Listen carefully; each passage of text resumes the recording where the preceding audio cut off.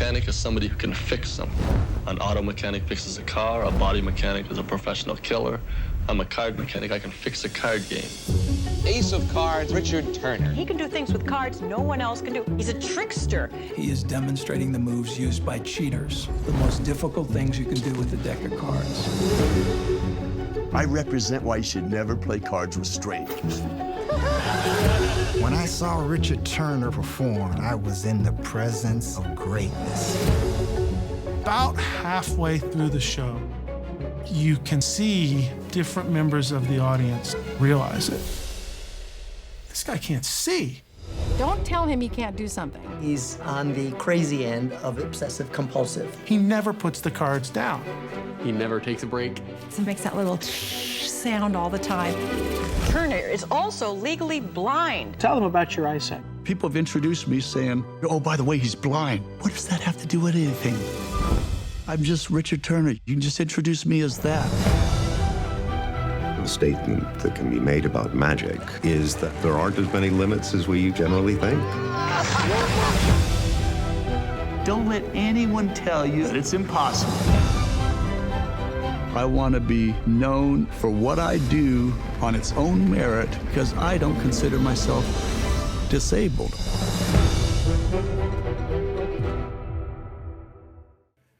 If you think that's impressive, please wait. In this conversation, I sat down with Mr. Richard Turner, one of the most legendary card sharks in the world, for an in-depth conversation. Richard is one of the most inspiring people I've ever met. He can do things with cards that no one else in the world can do. I'm a novice compared to Richard, and I can do really, really good stuff. He has a black belt in karate and is completely blind. What did we talk about? First, his mesmerizing life story, how to do the impossible both in cheating and in real life, and about his blindness being his secret power. It was an inspiring conversation and I hope you enjoy it as much as I did. Hi and welcome to my channel. My name is Dr. Roi Yozevitch. In this channel I speak and converse with the most interesting people from all around the world discussing science, philosophy, artificial intelligence, magic and more. If you find this talk interesting, please consider subscribing, hit the bell button and be part of this great community. And now, without further ado, Mr. Richard Turner. Richard Turner, the card shark, thank you so much for coming today. How are you? Very well, and Roy, I'm honored. Thank you so much. You must believe me, I'm much, much more honored. When Al Oppenheim told me that he's your friend, I said, listen, I can arrange to have Richard Turner on the show. I was mesmerized because Richard Turner is a lifelong hero ever since I have read an article about you in Genie magazine when they told your life story, and it just blew my mind. So it's a great honor. I don't know where to start, but I would like to start with your definition of a card mechanic. So you have a great definition for a card mechanic. If you can please share with us your definition of what card mechanic is. That's a really good question and a really good thing to distinguish from a card magician. Card magicians, they will do tricks to entertain, and people go, wow, that's impressive. But a card mechanic is somebody who can fix a card game. That's what a mechanic does. An auto mechanic fixes a car. Outside of its normal context, a body mechanic is a professional hitman. They're hired to take someone out. A card mechanic is somebody who has developed certain skills that they can control the outcome of a card game. And of all forms of sleight of hand, the techniques for the card table are far more difficult to execute, and in their actual context, far more dangerous, because if you get shot, you get caught, you get shot. Okay, so this is exactly what I wanted to go next. But before this, preparing this interview, I wondered to myself, how many card mechanics do I know? So we have a lot of close-up magicians or card magicians, but regarding card mechanics, I just could come up with a few. And could you please tell me if you consider those names to be your peers? We have Jason England, we have Steve Forte, we have Sal Piciente. Would you consider them to be card mechanics, or they are in your perspective magicians, good magicians that do gambling demonstrations? Steve Forte, I say, is one of the greatest mechanics of all time. He's definitely a mechanic. Jason England is a student of both mine and Steve Forte. So he's a kind of mixture of card magic, and I would call him a card mechanic, very skilled man. Sal Piciente. Sal Piciente, another very talented mechanic. I would call him a mechanic. So, the late Harry Lorraine, in his famous a magician versus gambler routine, said that there is a profound difference between a card magician and a gambler. Now, one, which is card shark, is much more dangerous, because if a magician makes a miss, so he won't get paid. But if a card shark is miss, okay, so he will get shot, just like you said. And another thing is about show-off. Magician can show off, card shark cannot show off, at least not at the card table, because if a card shark card show off with cards, no one would play card with him.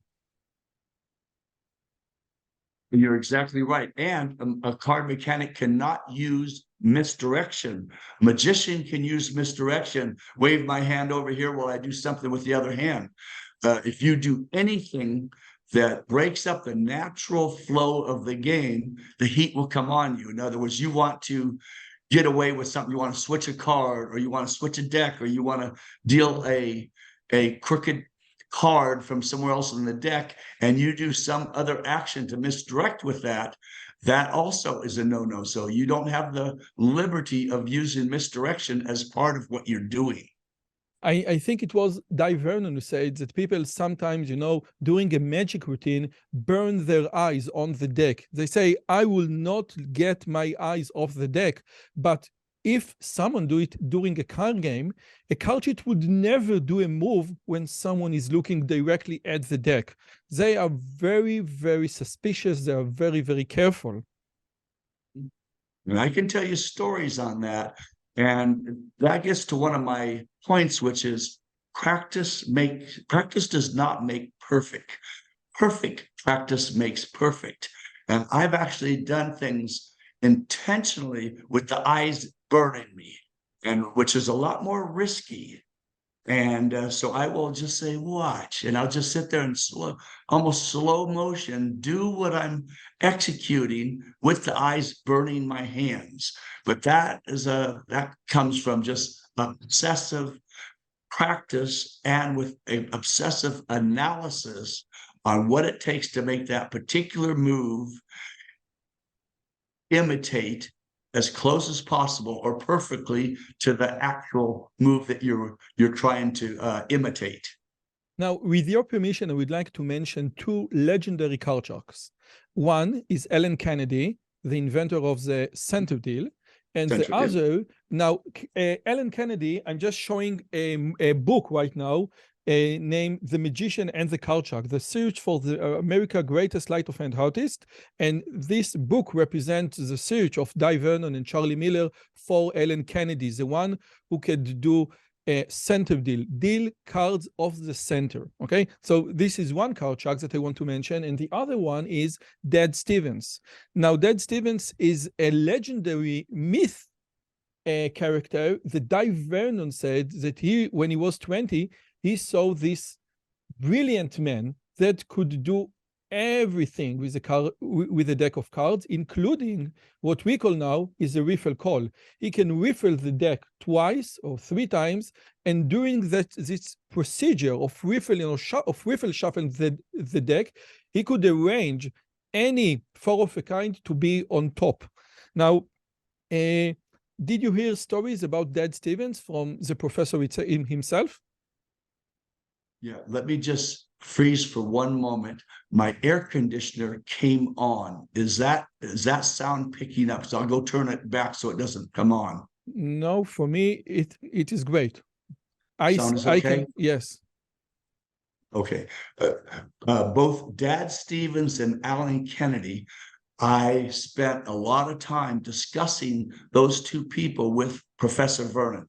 I had 17 years with Professor, and he told me the stories about hunting down this mysterious character, in a back room of some little old hodunk cat town that had the reputation or known for the ability to be able to deal a card from the center. And of course, I developed Alan Kennedy's center deal, and there were some actions in its execution that by today's standards would not be a natural action, the way he had to hold the deck to execute the move. But I took that and refined it to where the deck wasn't surrounded at the front by your hand and some other things. And Dad Stevens, Professor would describe to me what he called a side second. And I'm gonna brag on myself for a second. You're asking me questions, and I have to. I'll just answer them. Professor described the side second, which Professor worked on for like 50 years. And in his estimation, for himself, he did not believe that he executed it the way it was supposed to have been executed. And Professor, originally, he started describing things to me in a way that he wished they could be done, holding the deck in a more natural way. But in holding it in that more natural way, it was much harder to execute the move. Just a second, because not... Richard, because what you just told me, I wanted, to cover later on in our conversation, the way Professor tricked you into practicing impossible moves. This was mind-blowing when I first heard it. Okay, so with your permission, I would like to go in depth into this particular story later on. Okay. Okay. Well, I'll just real quickly touch on Dad Stevens. Then he would describe some of the moves, and one again was the side second. And what is the side second? Well, it's a method of dealing the second card down with virtually no movement of the top card. Standard magicians will do what's called a strike second, which I think is totally worthless. It's okay for magic, but I think has way too many tells. One of my favorite is a push-off second, and then one degree more deceptive than the push-off second is the side second. So it's a method of dealing the top card where the top card virtually does not move as you pull the second card out. So Professor described it to me. And like I said, he worked on it for over 50 years. And then I took his concept with some adaptations that he had made on my particular, my dealing methods. And within a 6-month period of time, this is what he said to me: "That's better than Dad Stevens did." And then he immediately called a guy named Larry Jennings over to come watch me execute that particular move. So Dad Stevens was a real character as far as I am concerned. And one of the things that Dad Stevens showed Professor were two things. One, a bank account that showed he had $250,000 in his bank account, and he lived in a $250,000 home. And this was about 1919. So back then, that was a real fortune, a lot of money. And he claimed that he made all that from his dealings at the card table. Dai Vernon told the story of, people playing with Dad Stevens, knowing that he's going to cheat. And they say, listen, we know that he's cheating, but we just cannot catch him. We stare at the deck, we burn our eyes on the deck, but we can't catch him. And he said that he practiced those methods for like 18 years before he came out to the public with them. I always tell my audience, that to do a PhD takes 10 years, to do an MD, a medical doctor, takes 7 years. So if you practice 18 years for the second deal, you value your second deal much more than being a medical doctor. You're exactly right. And I use a similar analogy that the techniques for the card table take more time than it does to become a PhD. And more hours within those same number of years. Okay, which leads me to movements and slides being moved from the card shark or from the cheating table or the gambling table to magic. And we know that many slides moved from the gambling table to the magic. For example, second deal, bottom deal, side steal, palm, etc. But we have almost none in the opposite direction. I mean, when magician invent a slide, for example, an Elmsley count, the card cheat will not use it. There is only one exception, which is a zero shuffle. The zero shuffle was invented in the magic industry and was imported to the gambling, to the world of gambling. Would you agree that the zero shuffle is the one exception that moved from the magic world into the gambling world? Yes, it has been moved into the gambling world, and I knew Herb Zarro very well. He was a very good friend, and his Zarro was a revolutionary way of retaining full control of the entire deck. But I think there are more superior ways of accomplishing the same thing that follows the flow and the execution of the cards a little bit more naturally than the Zorro Shuffle. But you are right. There are and have been applications of the Zorro Shuffle used within the context of a card table by a professional hustler. Okay, so let's move on and discuss the best, most important book on card slide ever written, the book that Dai Vernon knew by heart. And I'm referring to the book by E.S. Andrews, or S.W. Erdenez, Expert at the Card Table. And this book got you into the magic world, and it got Vernon into the magic world. I just want to show my audience now, there is like a revelation. This is the revelation version of Expert at the Card Table. One can see the original text with Vernon interpretations. It's like a biblical book. When you have the Torah, yes, when you have the Bible in the center and all the interpretation from the side. So this book is one of the most important books in the world of magic. Could you just please tell the story about how you came across this book with your teacher in the VH room? Well, and first, just for your audience, the book was written around 1902, 120-something years ago. And it really was the foundation for a lot of other information that evolved from that book. And I think Vernon improved on those techniques, and some others. We've taken those techniques and improved even further. But it was the catalyst that really started the understanding and the people working on the gambling methods and techniques and artifice. But how it affected me is I started off about 7 years old playing cards. I played for M&Ms with my sisters. We were extremely poor, and I wanted all their M&Ms, so I started devising ways till I got their M&Ms. That was about 7. My vision started going south when I was 9. I was sent to a special school for the visually impaired when I was 11. And the head of the VH department was a man named Ed Bryan, wonderful man, followed my career and my performances to the castle till he passed away at 87, 88 years old, about 4 or 5 years ago. But he had an assistant there named Mrs. Smith.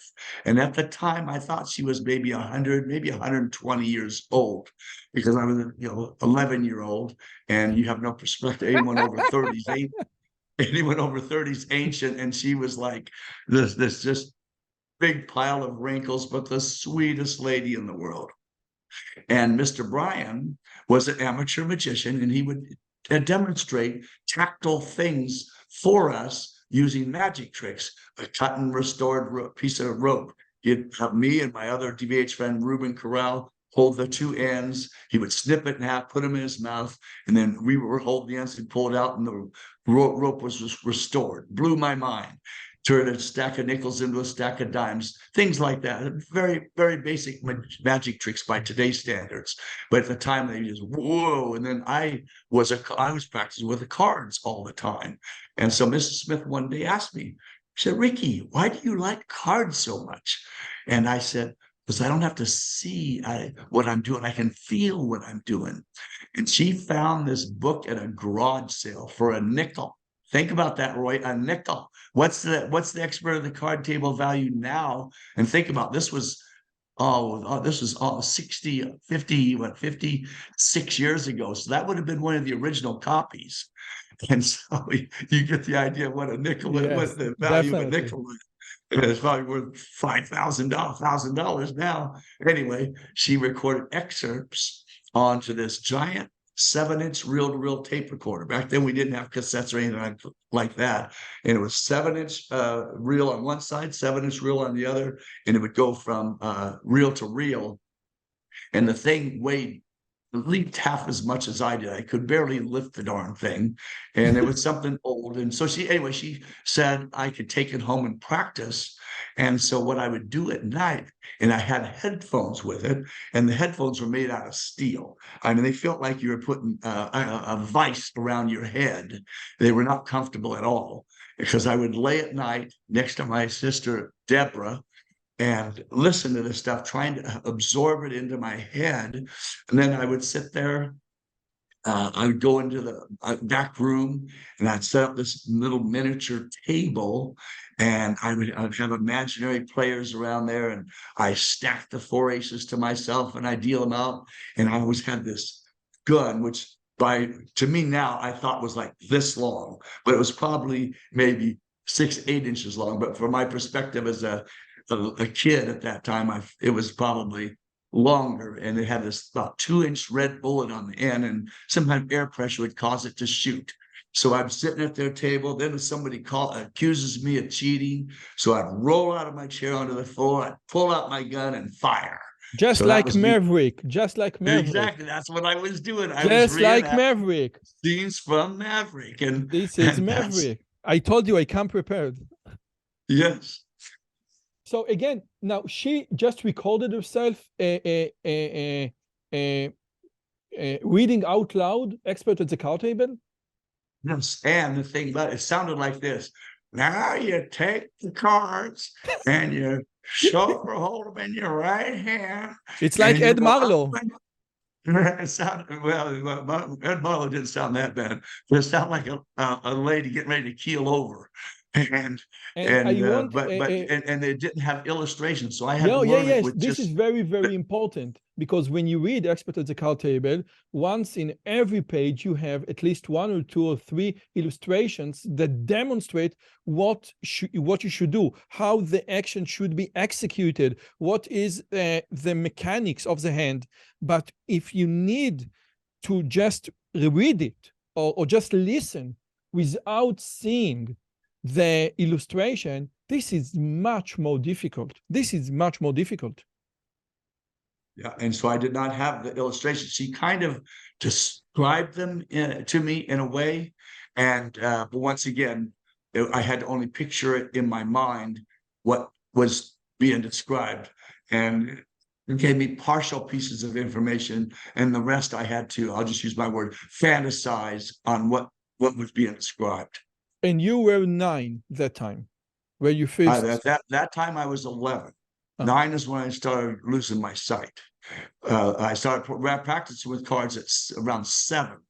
And that's why by the time I got to 11 with Mr. Bryan, he would show us these magic tricks, and then I would perform my card magic as it was at that time for the people in what was called the VH room, visually handicapped room, to the other students. And then that's when Mrs. Smith, I got her attention. I have a side question, because when you were 11, my son is now 11, and I'm trying to teach him card magic, but his hands are too small. And you mentioned Larry Jennings. Larry Jennings hated bridge-sized decks, which is smaller than poker-sized deck. And my question is, did you practice with regular poker-sized decks, or with like smaller bridge-sized decks? At that time, I had bridge-sized decks for the reason you're describing. But I'll tell you what I did with my son. Nowadays, you can buy a deck that is literally 1/2 of a regular poker size. So it's this much of a deck.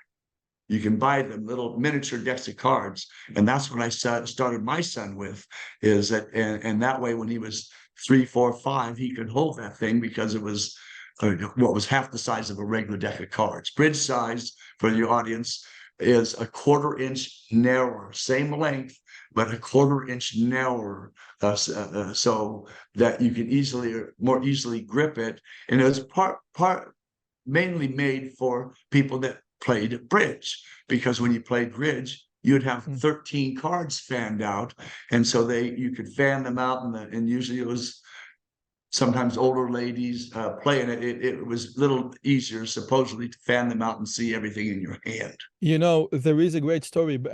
I think that David Regal told this story, that once he was in the castle and he approached Larry Jennings, and Larry Jennings told him, show me a card trick, and he pulled out a bridge-sized deck, and he showed him a card, and he showed him the trick, and then Larry Jennings took the deck and threw it on the wall, and then he pulled out from Larry's pocket, a new sealed poker-sized deck, gave it to the child, and said, "Don't ever let me see you with bridge deck again in the castle."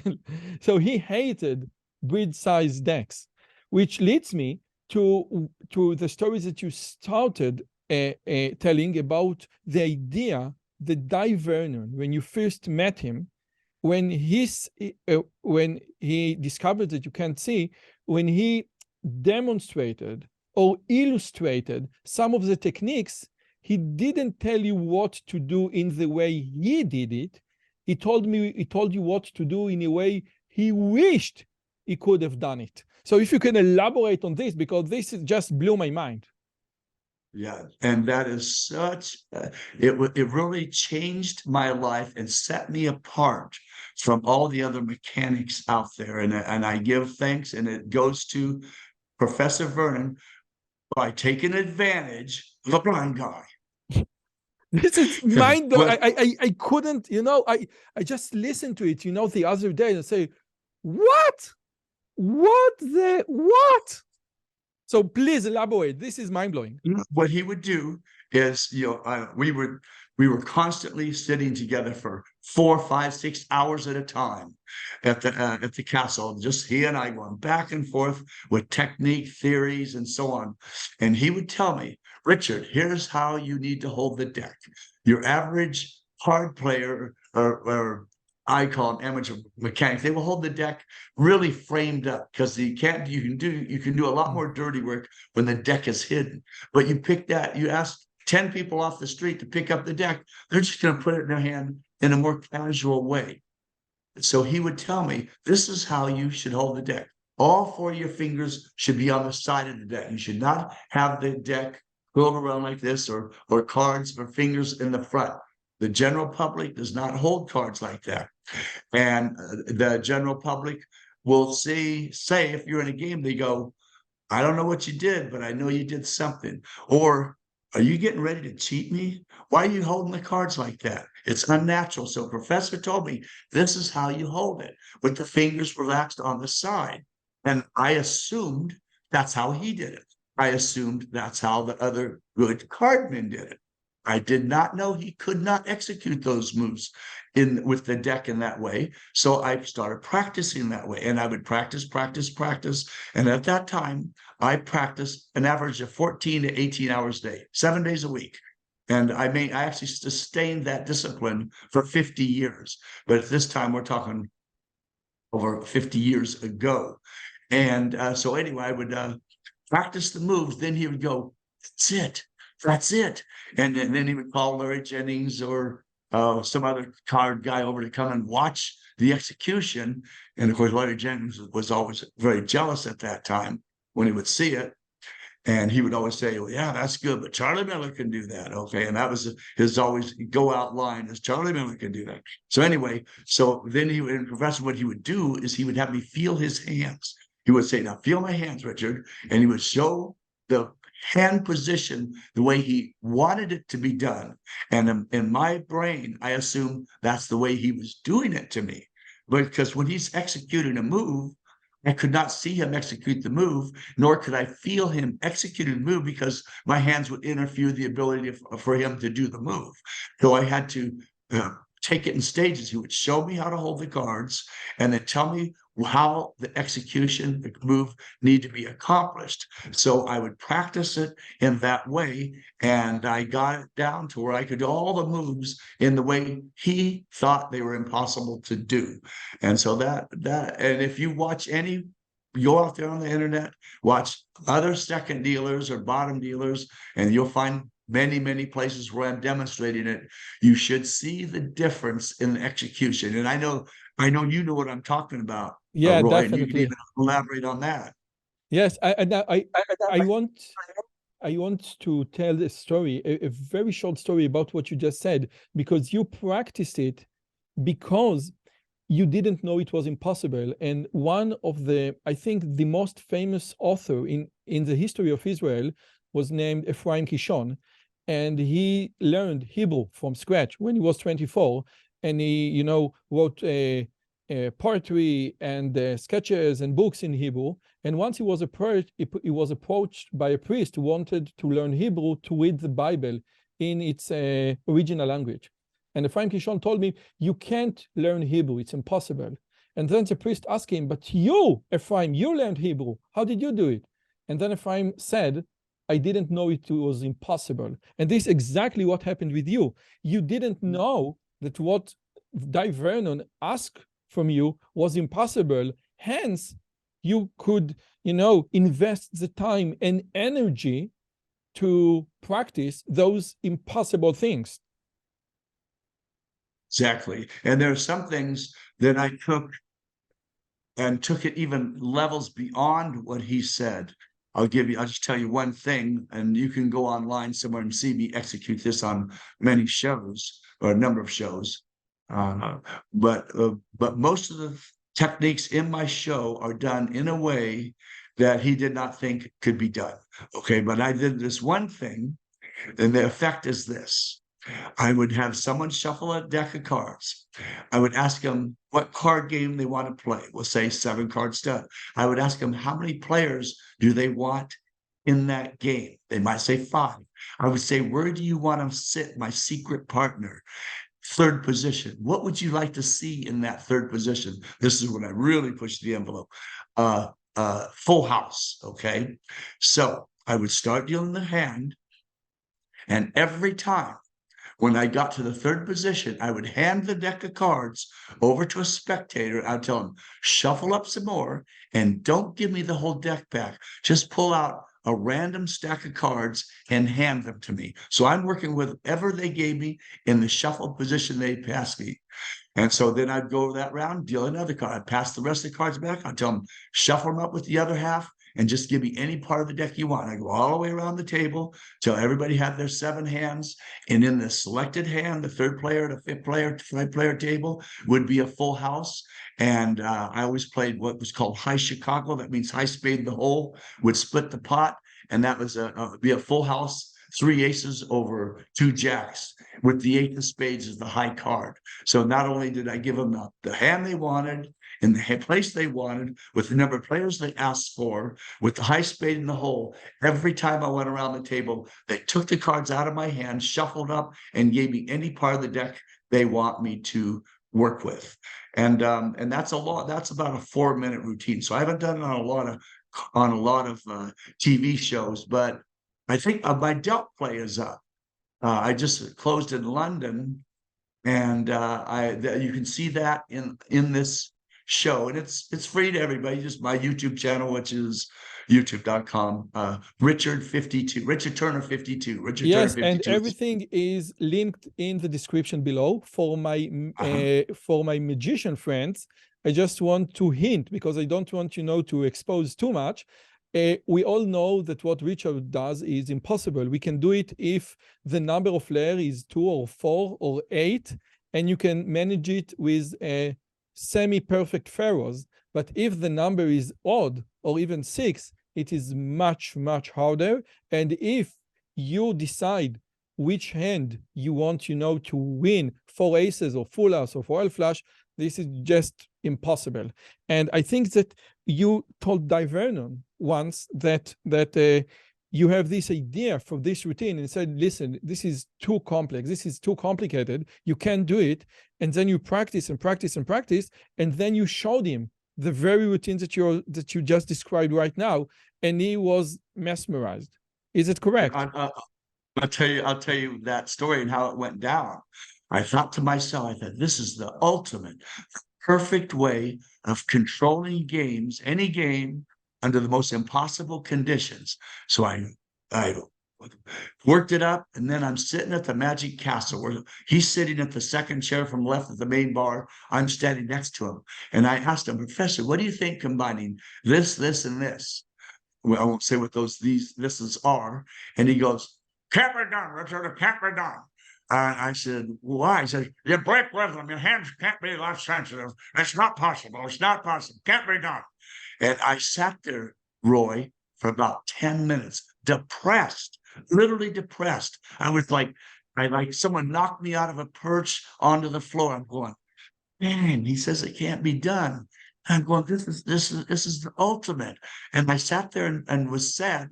And I stood about 2 more chairs away from him and just depressed. Then all of a sudden I thought to myself, hold it, but I can do it. And I said, Professor, come watch my show. I was just getting ready to go on. So I did my show. And then he came out and he says, so what the hell were you doing in there? I don't understand what the hell you were doing. I said, remember when you said you can't do this and this? That's what I was doing. He said, I don't understand how the hell you can do that. And then he'd go, Max, come here, watch this. And they'd say, how many players do you want? Where do you want to sit? What game do you want? And I'd do it over and over. It's call some other guy. And for not just a day, 18 months straight, every time we were together, he would just call someone over and say, watch this. And I'd do it over and over. And then about 2 years later, he finally said, I still don't understand how the hell you can do that.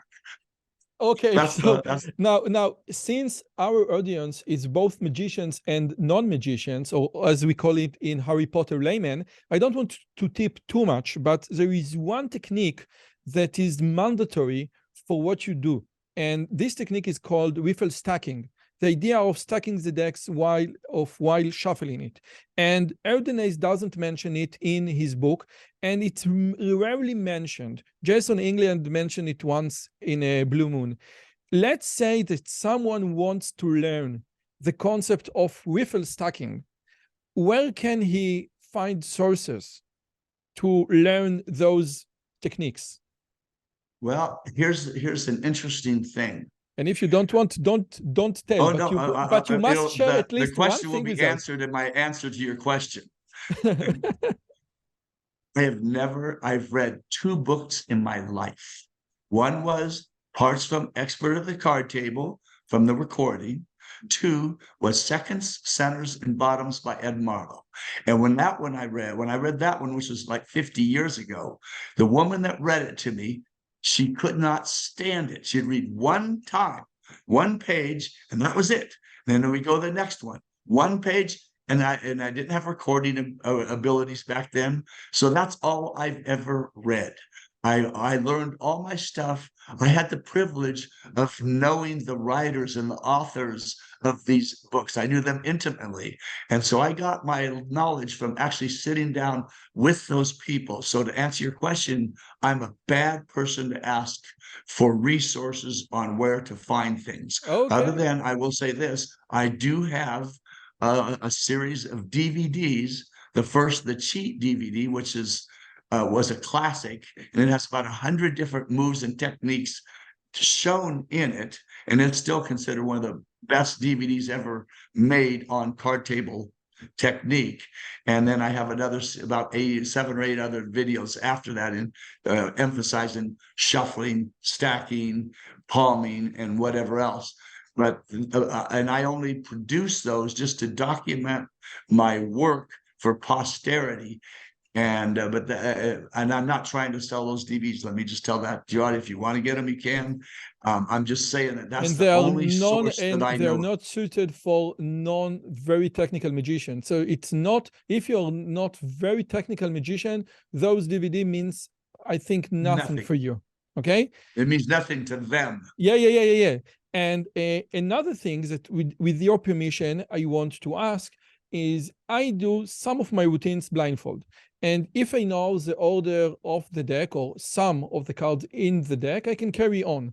But there is one thing that is very hard for me to do while blindfold, and this is a perfect Pharaoh Riffle shuffle. So now you can't see me, but I'm going to demonstrate to the audience what a perfect Pharaoh shuffle is in order for them to understand, okay? So the idea is that you take half of the card and you need to put them in the other half.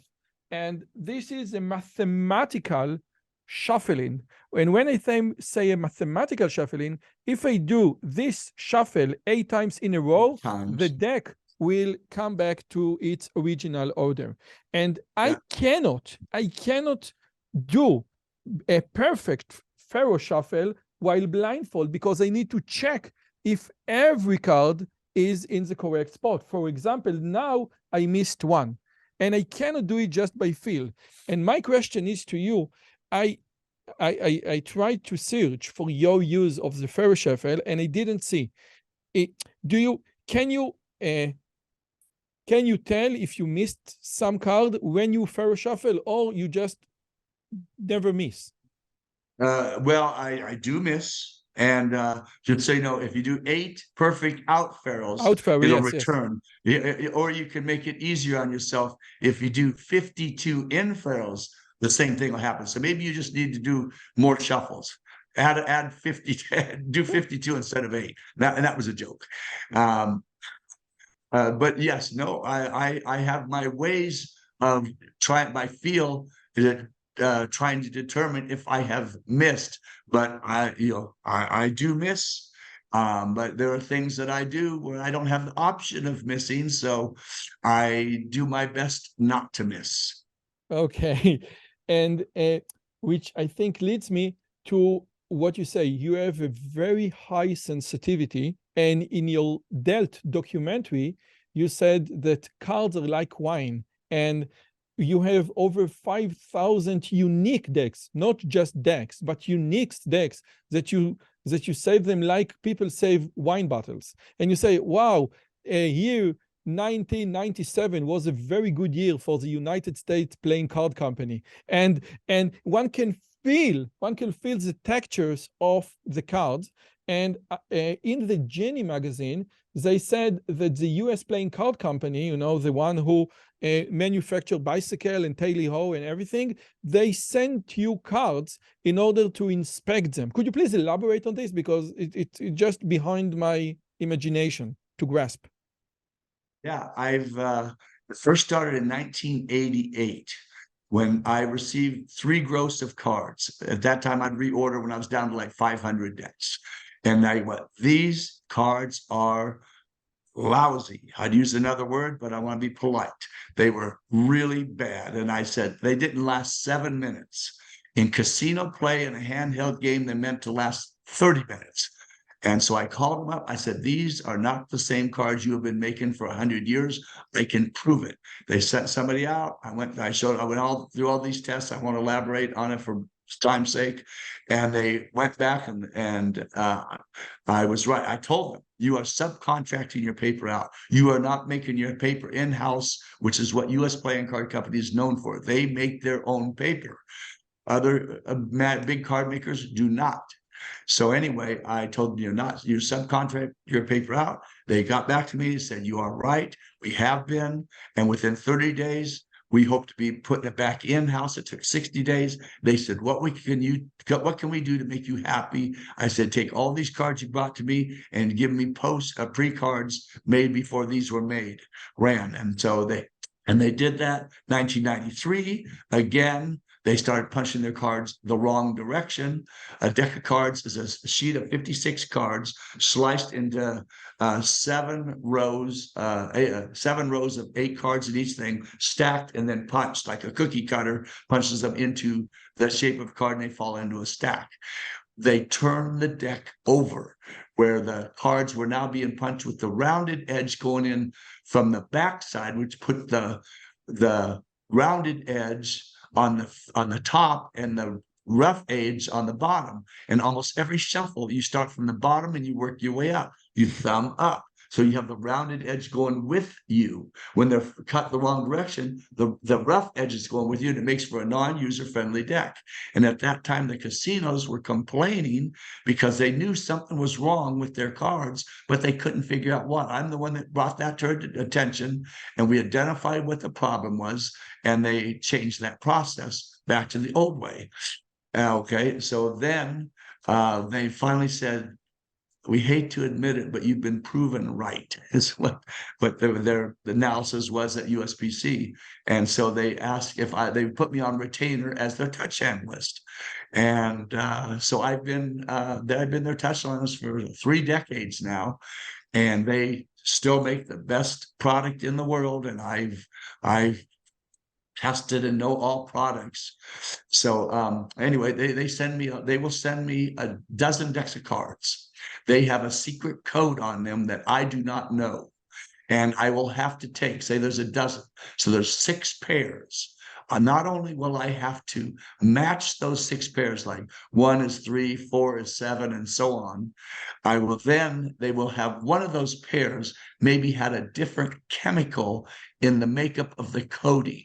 So now I had to separate all the pairs, identifying them by touch, and then I would have to find the one that was different and then analyze how well the card, the snap of the card, the moisture level of the card, the longevity, what I call the ripe period, and a half a dozen other things that I would give them information on to help them make a better card. So I actually, somewhere in this house, I actually have a huge box of all these cards that I've tested for them over the years.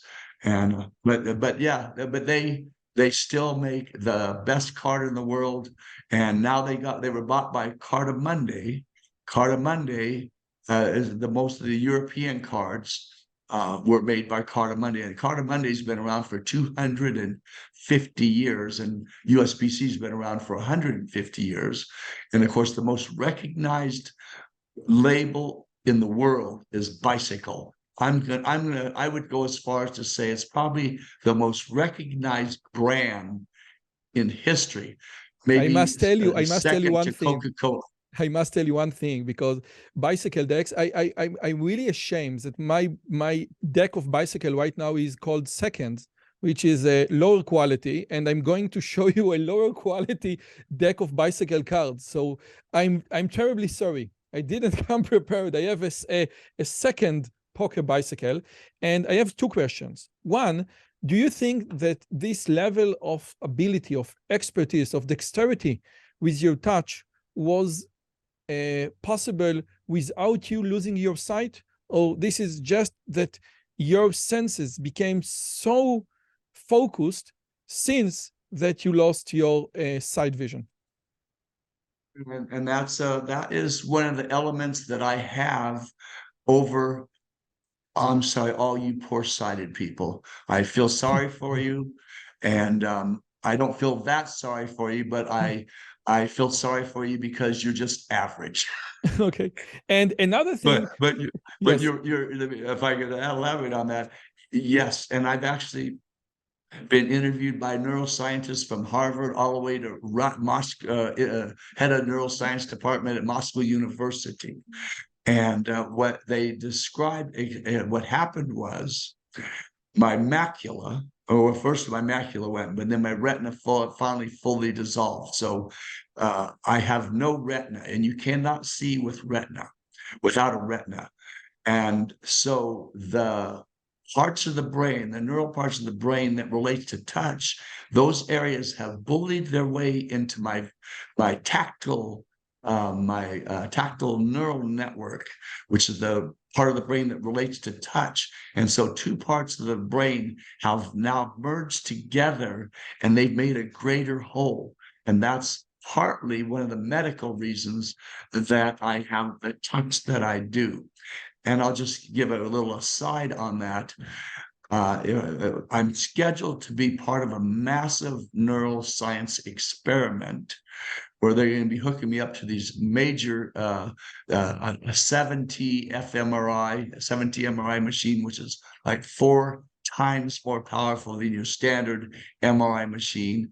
And there's 4 different doctors, scientists, brain scientists, that one understands why does the brain see color and shape, and each one has their specialty.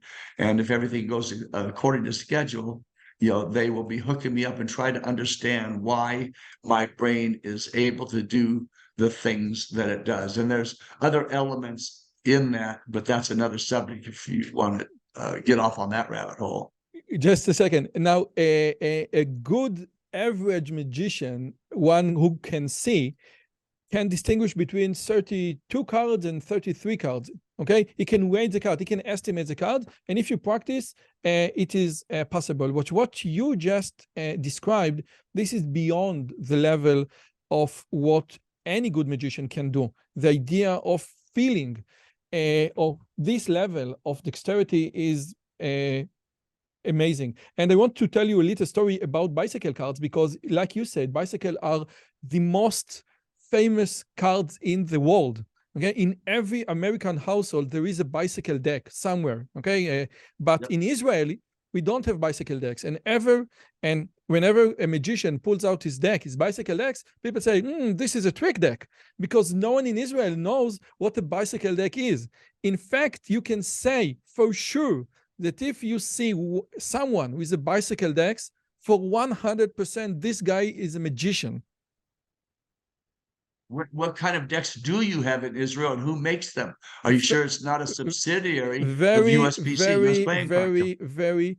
We have like Piantnik decks, or very cheap, $1 deck, or we don't have the bicycle deck. And the bicycle deck, it's not plastic. It's paper with a finish. In bicycle, it is air cushion. In tally-ho, it's something different, which, many people will say that card flourish are better with tally-ho. We see nowadays many magicians in the US prefer, I don't know why, tally-hos over bicycle.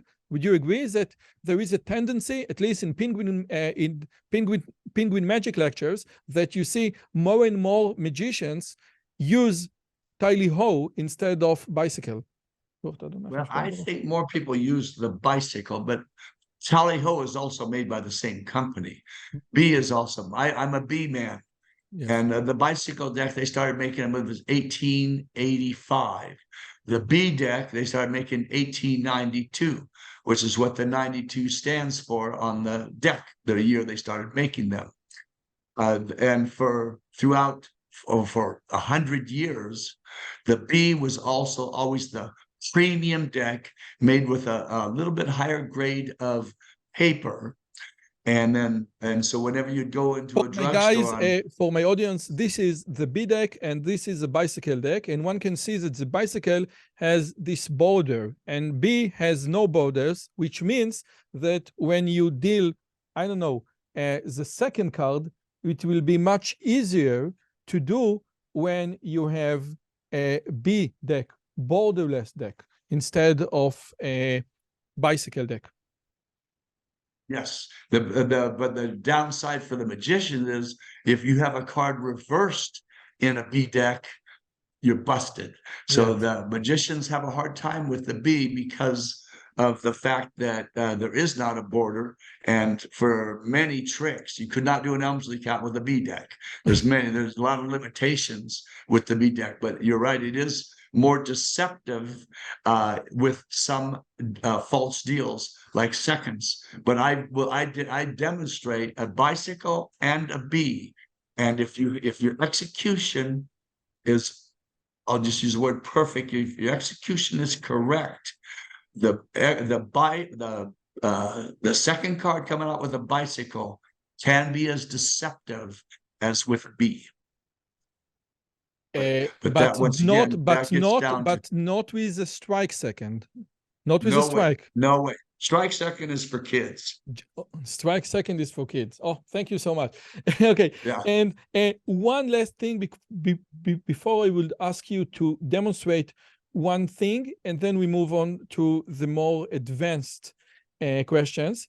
You told me in the email before we started the conversation that you just came back from a meeting with the US playing card company. That you are so you are just you are making business with the US playing card company because you're so good, you're such an expert in sensing cards.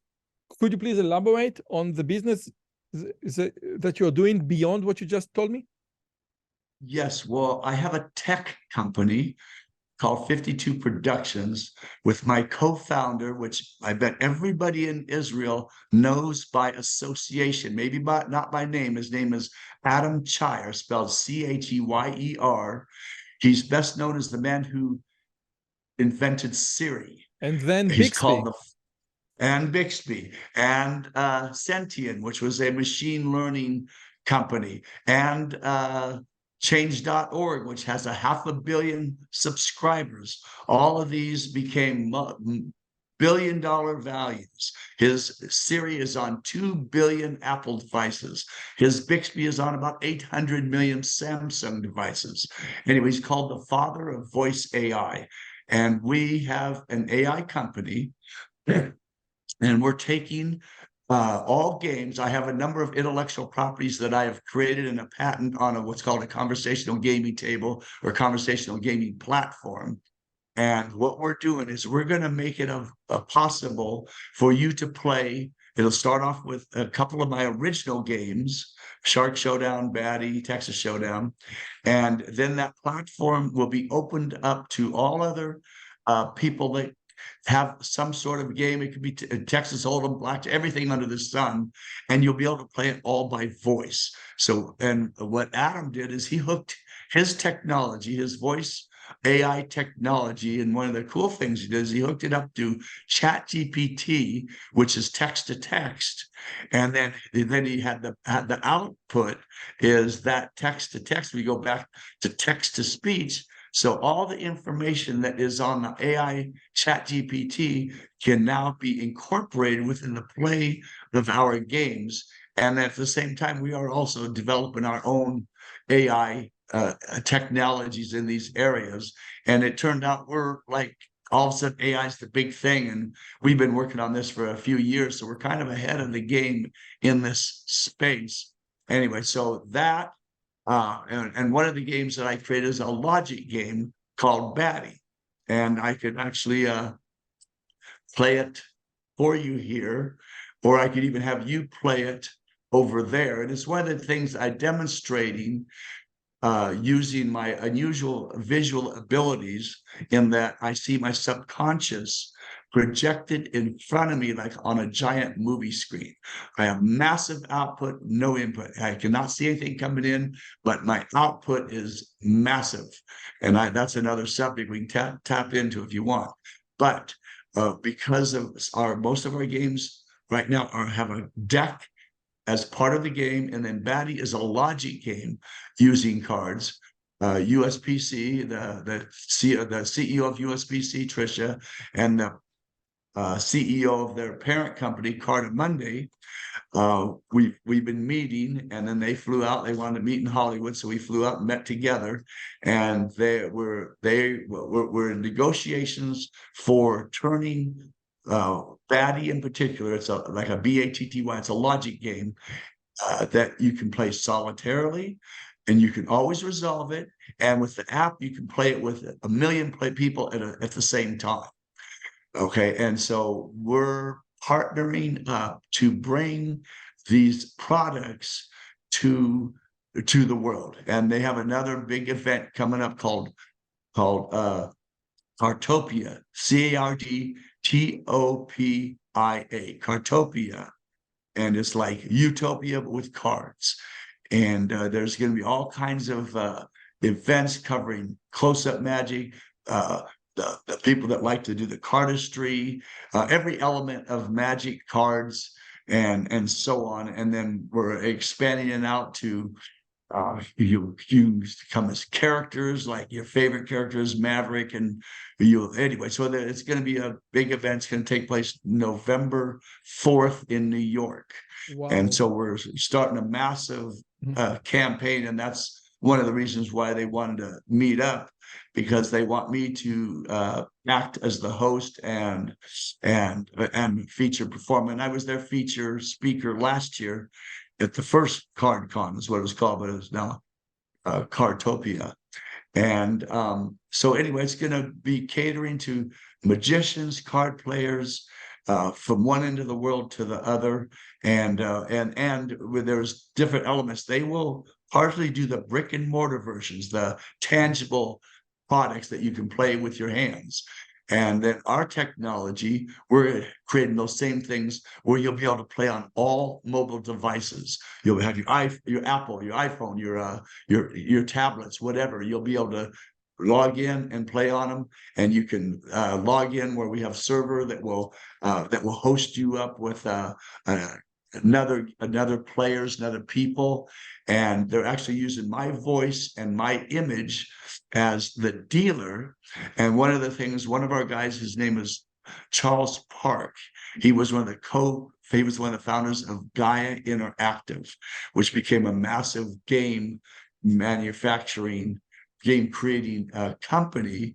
And he actually was the pioneer of what's called virtual currencies, where you can play a game. Gaia Interactive produced hits like Monster Galaxy and others. So if you're familiar with Monster Galaxy, this is what this guy has done. And for me, it's like a dream come true, because I'm a magician by night. I love magic, as you can probably tell. And I'm a researcher of AI by day. This is what I do at the university in the context of NLP and automatic speech recognition and all the other things. This is exactly what I do. So, the combination of magic and sleight of hand along with AI sounds like a really a dream come true. A great marriage. Yes, and it's gonna make it. And the thing about our platform, it's gonna bring in people that were never be able to be a part of this ecosystem. I'll explain what I'm saying. I'm a perfect example. There's a lot of games I cannot play because I can't see my down card. Okay, when you're playing our game, say you have a down card, the AI, I can have conversations with other players. This is part of what we're developing. I'll be able to say, Roy, I'm going to play for your Ace of Spades, okay? And the other players will see that. But now we're dealt a card face down. And I don't want you to know my down card, but I need to know it so I know if I should bet or not. I can then have a secret conversation with the voice AI or the AI dealer, and we're going to call it Shark. I'm the card shark, so it will be me right now. I'll be the dealer. I'll say, "Hey Shark, what's my down card?" And it will privately tell me what my down card is. So that's going to bring the visually impaired people.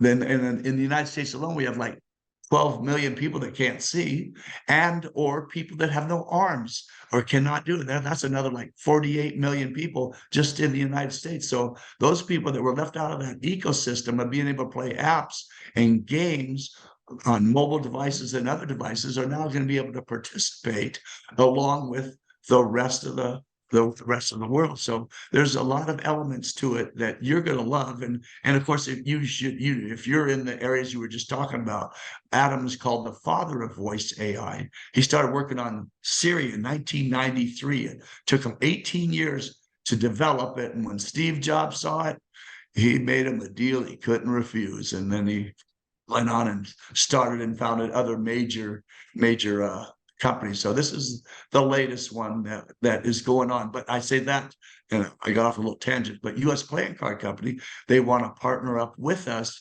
because they have a mass distribution network, and they know you go anywhere in the world, and I excuse me for saying this, but virtually every magician on the planet knows Richard Turner. Okay? Yeah, definitely. Adam knows virtually every magician on the planet because Adam has brought in every top magician from Penn and Teller to just across the board to his company, Viv Labs at the time, which was the company formed after he sold Siri, and to come in and perform for them. At the same time, he's gone everywhere in the world to see every magician. So he knows every magician on the planet. Virtually every magician on the planet knows me. And between us alone, we have a profile of, I've been seen by about 1.4 billion people, by about 1 billion in China alone. So I've been seen by about 1.4 billion people. Allah, and they know me by face and by hand.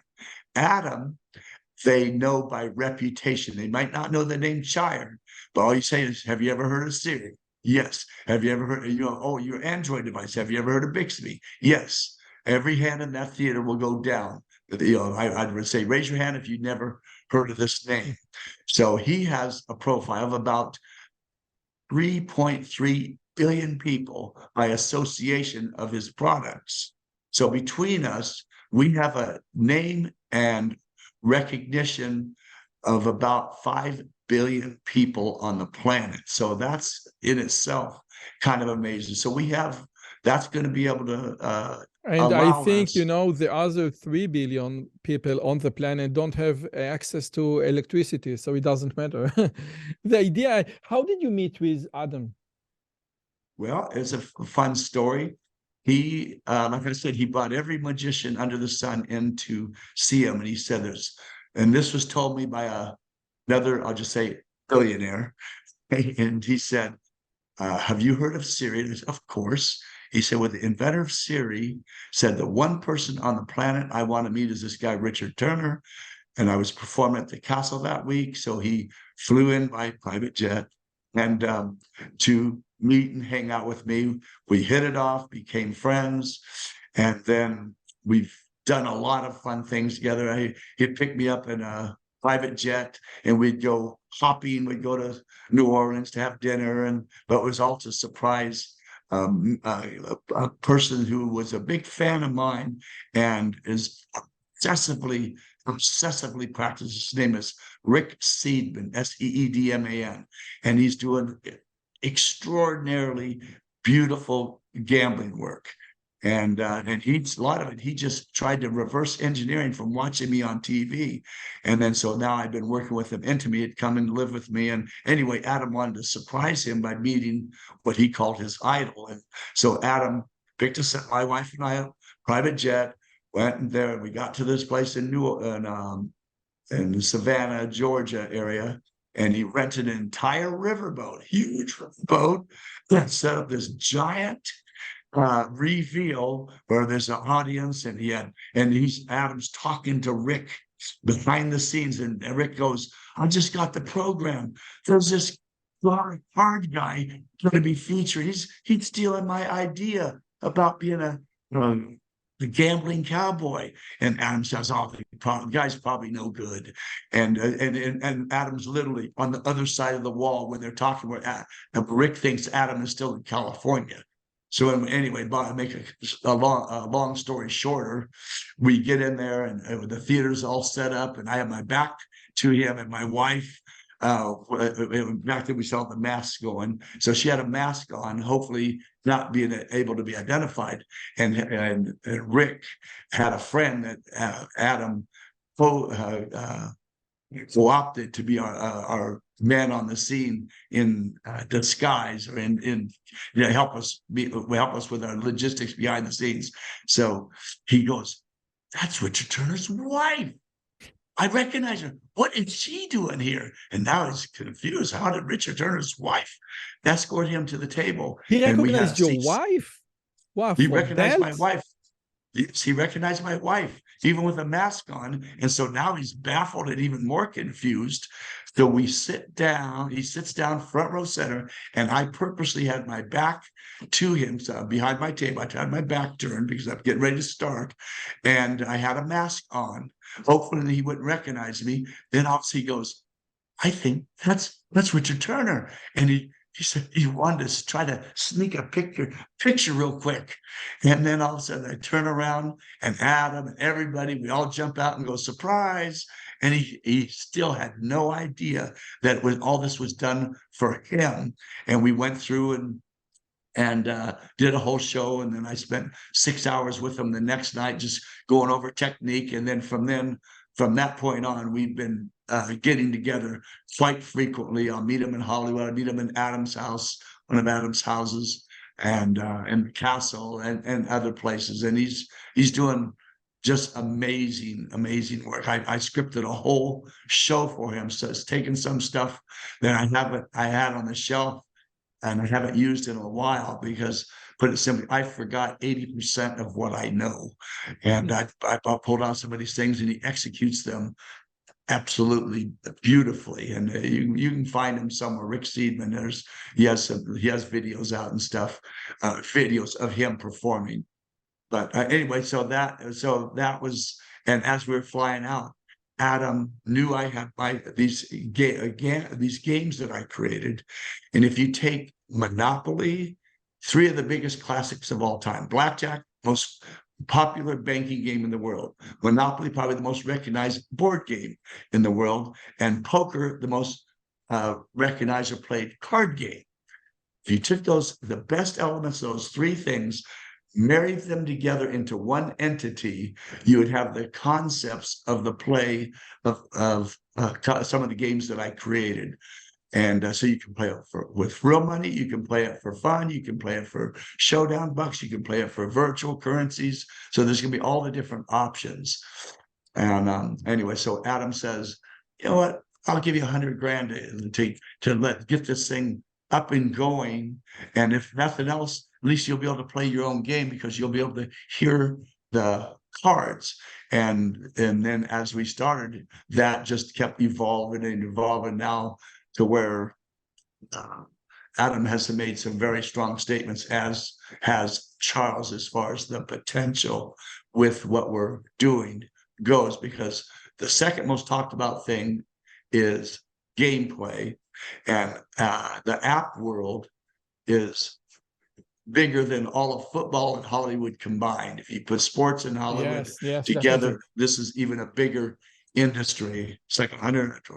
I want to ask you about being blind. And the one thing that I wanted to ask you about being blind is there is a transformation that you've been throughout the Dealt documentary. Okay. In first, you said, I'm not learning Braille because it's for blind people. And your sister said that for ages, you didn't want to use a dog or a cane. And it seems that something profoundly changed when Asa, your son, left the house and moved to college. And you discovered something that you can count on a dog, a cane, someone to help you. And my question is, what did you discover that changed your mind, that now you embrace the fact that you cannot see and you need someone to help you? Yeah, well, part of it, I was stubborn. Okay. 2, I wanted my stuff to stand on its own. I was not a fan of the theme handicap makes good. I didn't like that. So I wanted to compete on a level with everyone else, not in a separate category. And so for the first probably 30 years of my performing, well, maybe for 34, probably 30 years of my performing life, if someone mentioned the fact that I had a vision issue, I would be very aggressive with them not in a very polite way. When in a polite way, someone would say he's blind, I'd say he has a wooden leg.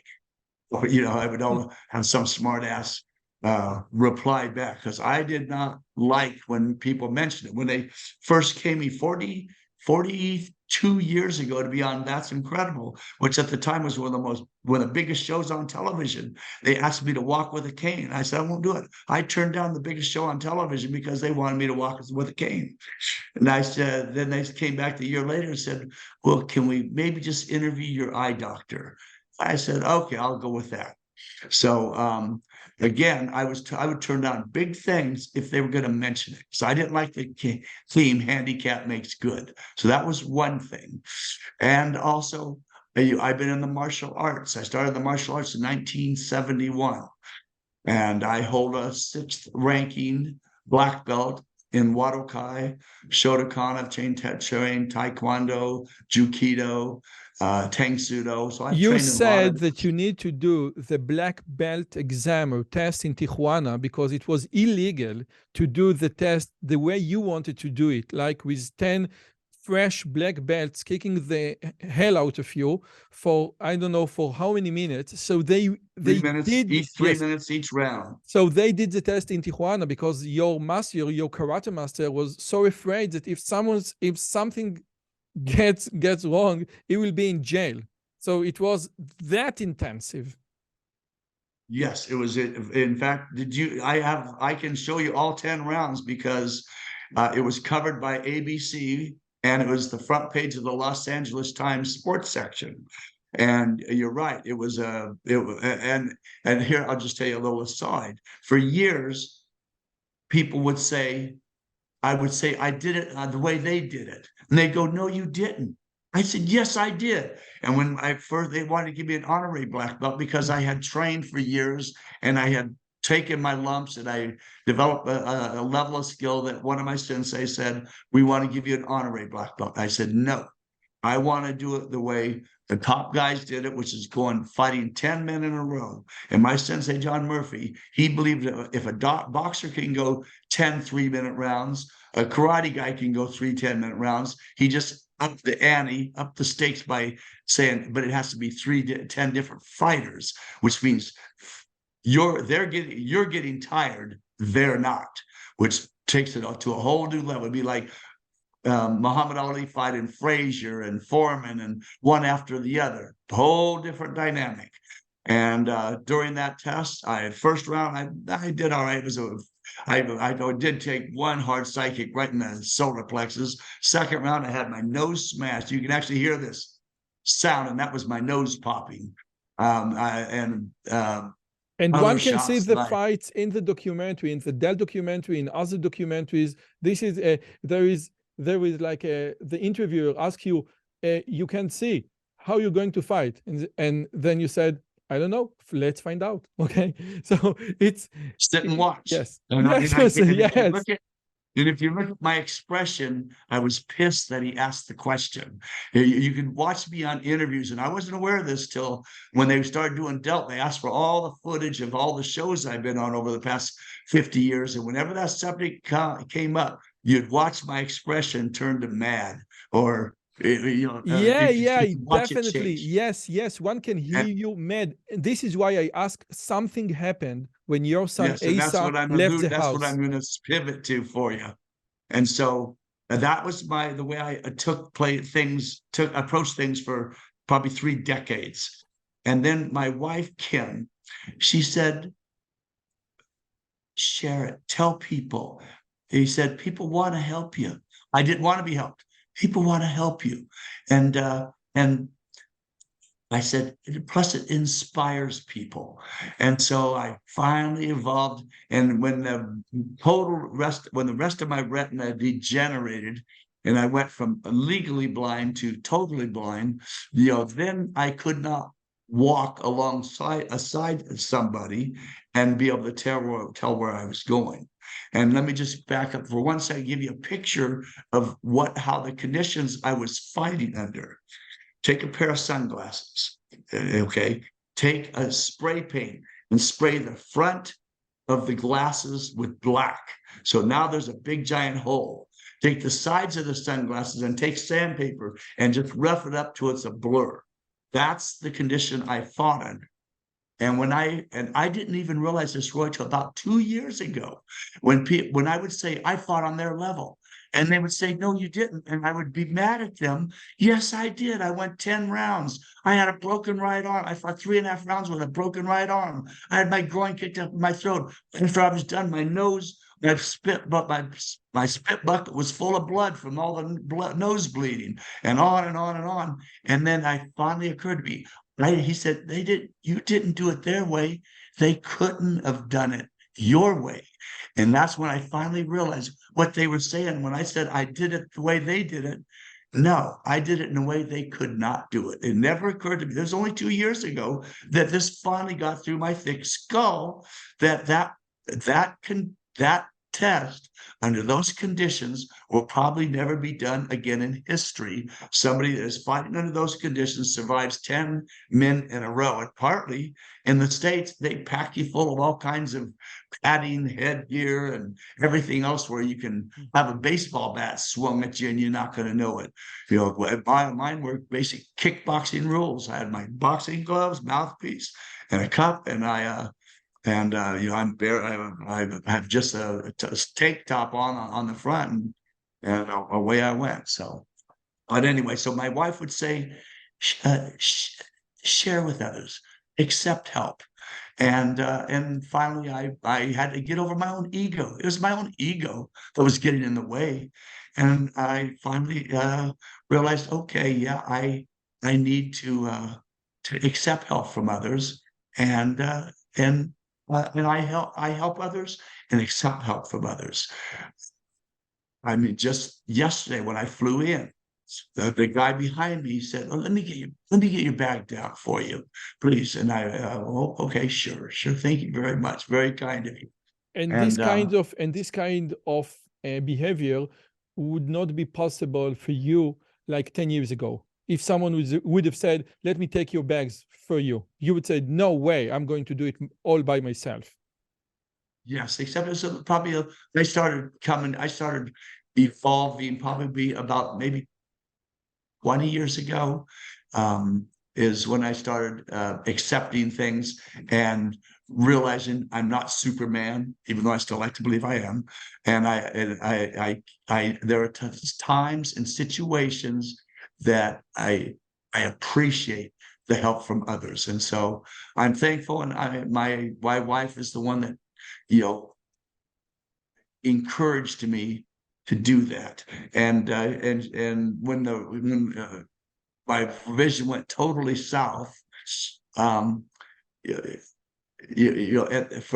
I started I almost started depending on her too much, and when I wanted her, I would whistle. And she got to the point where she didn't like that whistle, because that was one of our ways of telling where each other were if we were in a shopping center or a store.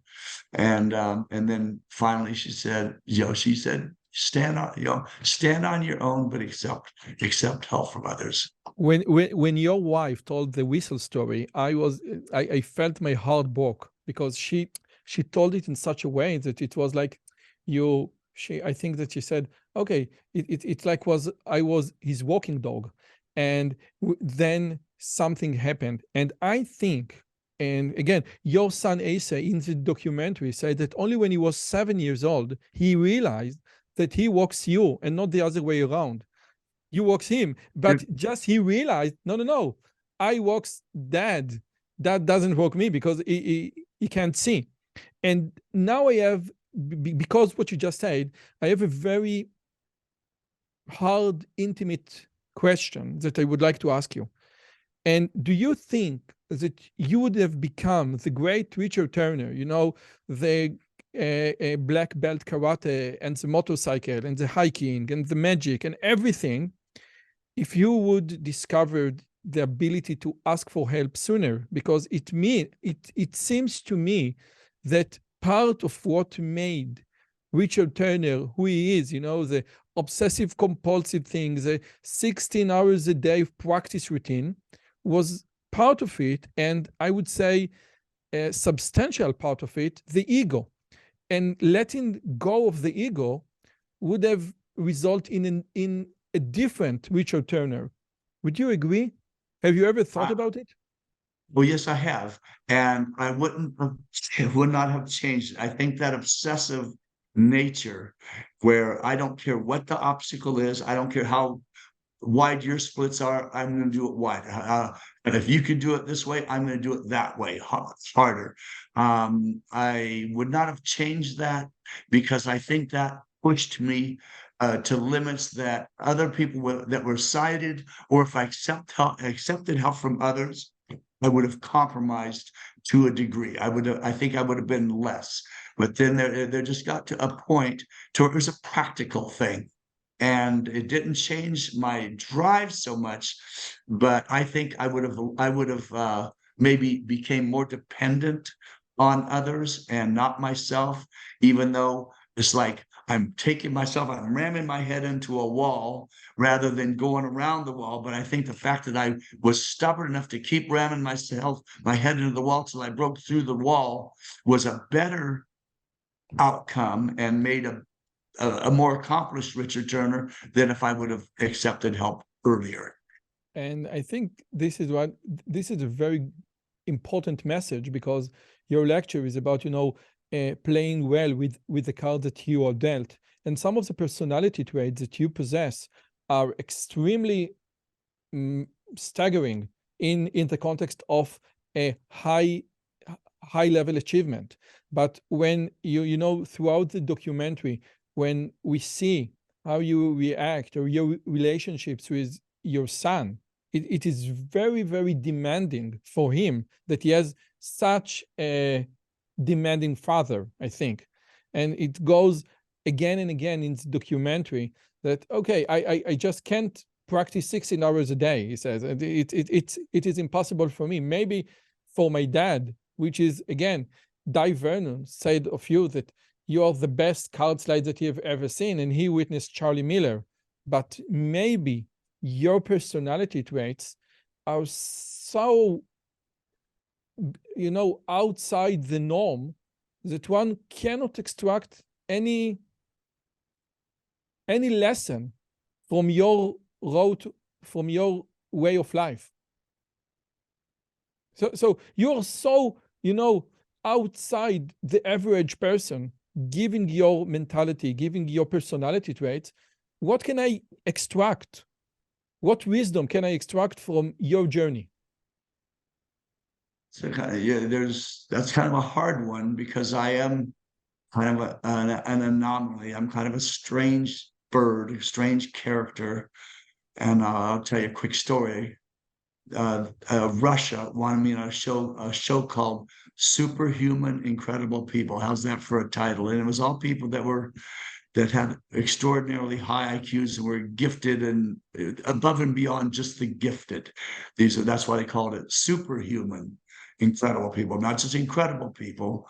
And I actually was brought over under the authority of President Putin's deputy prime minister, got me in the country, because this was during COVID and the doors were closed. And one of the questions they asked me is, what is it like to be one of a kind in the world?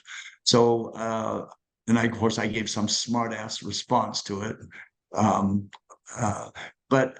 Yeah, my wife says, here's the thing. I cannot ask people to work on the same level that I do.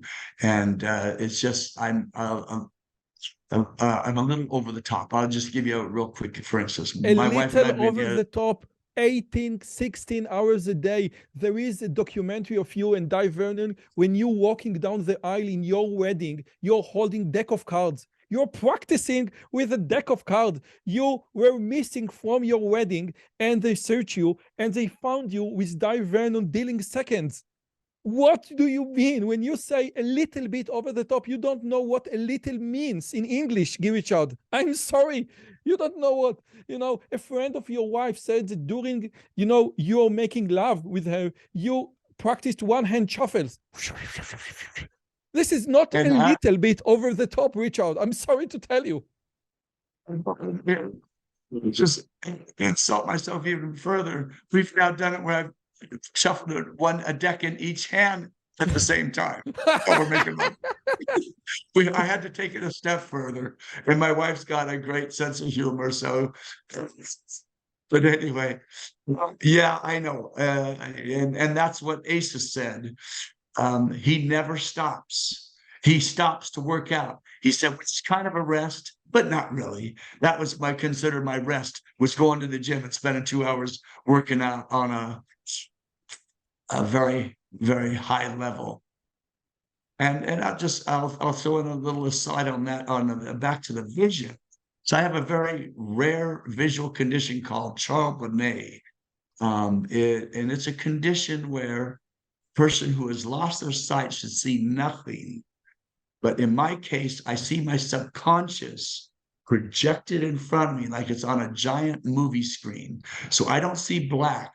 I see every color under the rainbow, every image that's ever been taken into my brain projected in front of me, and they're all floating around two-dimensional images, but they're layered three-dimensionally, and they move and undulate. So there's this constant movement of all these thousands of colors, patterns, shapes, and I can take any image and instantly zoom in on it, move it up, turn it around, turn it over, so I can resolve complex problems with my virtual reality. And that's one of the things they want to test, is how a brain that has no input, meaning there's no visual input going into the brain, has massive output. And my brain will be able to register that it is seeing something when it's impossible to see. And I will be totally blindfolded, and I've already done this before. I'm totally blindfolded in every way, so there's no possibility of any kind of light coming in, and yet that does not change the brightness of all the things that I can do. So I brought that up because it was going to interrelate to something else, but age. Okay. When I remember. So, with your permission, I would like to end with two questions. One is, I never see a comparison between you and René Levin. René Levin, the Portuguese one-handed one. Yes, yeah, I know that you knew. I'm just telling my audience. René Levin was a one-handed magician, and he wanted to be a magician. No, he was a magician, and then he lost his hand. And all magic books were written for people with two hands, and he had to reinvent everything from scratch. This is, I think, in one of his books, he says that he had to reinvent everything for a one-handed magician, and he could do things with one hand that normal magicians cannot achieve or accomplish with two hands. And it seems that there is a base to compare the work of Richard Turner as a blind magician and the work of René Levin as a one-handed magician, both very accomplished, very talented, in the top of their field. What's your take on that? Because I'm sure that, during, in the past, you thought about it, what's the difference and the similarities between the journey of René Levin and your journey? Ray was an amazing guy. I loved him. He would always say, "You are my hand. You are my right hand," and I would say, "You are my sight." That was just one of the things we said back and forth to each other. We filled each other out. I have another friend who's similar to Ray Levin, named Marty Gilbert. Now, he has less than Ray had. He has no hands. He has two fingers on one hand, and he's doing beautiful card work. He's probably about in his 30s now. Marty Gilbert, you have to watch for him. But with Ray, I think we both had a similar drive. We were not going to go down, and he figured out his ways. And I'll just show you one thing real quick, that how I would have to push the envelope one step further. Can you see my deck? Let me give it to you. Can you see the deck? Now we can see the deck. If you can just, now, just a second. Stop moving. Now we can see, yes, now I can see the deck. When you hold the deck like this, I can see the deck. Okay. If you could just lift your hand a little bit, or lower the, yes, now we can see the deck perfectly. Okay, I'll try this. René had a way of doing a one-handed shuffle, okay? And he would strip the cards out by putting them on the table. Yes, on the table. I'm going to start this over again because, like I said, I should have got it. This what we are witnessing right now, just a second, for my audience, what we are witnessing right now is a one-hand false riffle shuffle, okay? This is a riffle shuffle done with one hand, and then the two halves are stripped away. Okay, so I'm just going to explain my audience what we're about to see. Yes. I had to take what Ray did and take it to another level. And this is a shuffle. You can see it, the cards being shuffled together. And then I actually would strip them out, bring my hand, I'm going to take the cards back apart and put them back together. When Renee did it, he actually had to use the table to strip them out.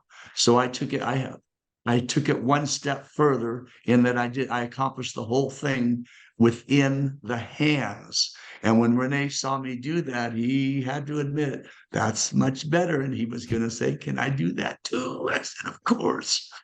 But anyways. I have never seen Renee does it the way you do. Whenever No, I he saw does Renee, it on the table. He shuffles them and then he takes them out off the table. Okay, and the last question that I would like to ask you, there are many stories that you shared on the documentary and on the mafia and Mr. Diamond. I'm not going even to start with the Mr. Diamond story. I'm going to give a link, but this is a mind-blowing story. Is there any particular story that you haven't shared up until now in the documentary or in other places and said, this story I have never told anyone about something from my past that you said, I wish I could tell this particular story? Two very famous contemporary card men. I won't use their names because they're still alive and people would know who they are. They're very accomplished card men, and they came to me and proposed me to play and cheat against some Asian guy, big high player, and they wanted me to do this stuff. They said there's not 5 people in the world that understands what you're doing. And they came and they said, "Will you consider it?" And I said no. So they did not give me the details of that particular offer. But if I said their names, the people in the States here would know it. And of course, they would probably kill me for sharing it or denying that it ever happened. But I did have one witness when it did happen. And of course, they were witnesses to each other. That's one. This other guy I'll just call him by his name, his initials, RD. And one of his partners was one of the Bonanno family out of New York, which is one of the 5 major crime families. And that was one of his partners. He asked me for years to come deal at his game. He said, "You can do by yourself what it takes 4 of my mechanics to do combined." And I kept turning him down. One time he said, "Just come to one of my events." And I said, okay. So I was his guest and I was driving in his nice little limo. And as we're driving up, he said, "I have to tell you, everybody here own mountains." That's a euphemism, meaning they're all rich. And in fact, the place we went to, the guy literally owned the mountain. So we're going up this mountain. The driveway was probably about 2 miles long. Halfway, you came to this 2-story guardhouse. So we had to check through the guardhouse. Then we come up to this big mansion. And huge mansion. Go inside, and when we walked through, and then when we got into the one area, it was like I walked into a Las Vegas casino. Everybody in there had stacks of $100 bills. Everything was all cash. And it was the minimum bet was $100. So everybody was walking around with stacks of $100 bills in their hand. And there were crap tables going, blackjack tables going, and roulette. They had a table piled full of cocaine. They had open bar. They had nude dancing girls doing pole dances. And when I walked in there, I said, "I have entered the den of iniquity." And I thought, I'm not going to be able to get out. I can't just turn around and leave. So I decided to find out what artifice his mechanics were using to take the money at the tables. So now I'm standing behind one of the blackjack tables, and at that time I could perceive images out of the corner of my eye. Like I said, it was a blur, but my brain filled in what it could not see. So I'm looking out of the corner of my eye, trying to determine the artifice, and the person was doing a second deal with a peak. Okay, so I'm standing there, and all of a sudden, the guy sitting at the table turns to me and goes, "Hey, Richard, it's me, Joey. You've been to my place in La Costa." La Costa is where the mob had their beach houses, okay? He goes, "Yeah, you're not playing here, are you?" I said, No, Joey, I'm just a guest like you." He goes, "If Richard's playing, Joey's leaving."